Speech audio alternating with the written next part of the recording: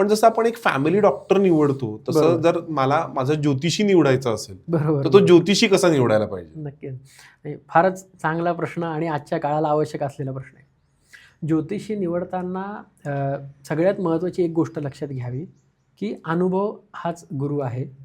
ज्या ज्योतिषाकडे तुम्ही जातात त्याने सांगितलेल्या गोष्टींचा तुम्हाला अनुभव येतो. त्या अनुभवावरनं तुम्ही ठरवावं की अमुक एका ज्योतिषाकडे जायचं की नाही जायचं.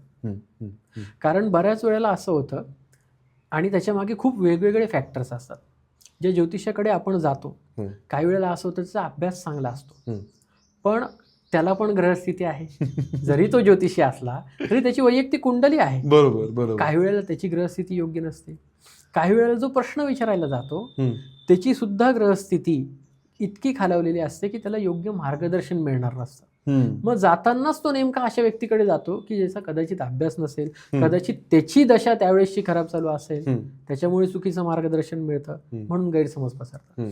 आणि दुसरा एक प्रकार असा आहे की एखाद्याचा अभ्यास खूप उत्तम आहे आणि अभ्यास उत्तम असून सुद्धा काही वेळेला काही हार्श अनुभव सुद्धा येतात लोकांना. तर अशा वेळेला ते पण टाळणं योग्य. ते का बरं? त्याच्या मागे प्रॅक्टिकल रिझन आहे. ज्यावेळेला एखादा ज्योतिषी हा खूप स्पष्टपणे काही बाकीतं करतो त्याच्याने जो व्यक्ती त्याच्याकडे आलेला आहे त्याची जी होप असते ती निघून जाते. आणि ज्योतिषशास्त्र हे होप देणारं शास्त्र आहे, घालवणारं शास्त्र नाहीये. त्याच्यामुळे ज्योतिषी निवडताना जो आपल्याला आधार देऊ शकतो, जो आपल्याला होप देऊ शकतो या बेसिक गोष्टी आणि त्याच्यापेक्षा सगळ्यात महत्वाची गोष्ट की ज्याने आपल्या कुंडलीवरून केलेला फलादेश हा आपल्याला प्रत्यक्ष अनुभवात येतो त्या व्यक्तीकडे जावा किंवा तो फॅमिली ज्योतिषी म्हणून निवडावा. वा.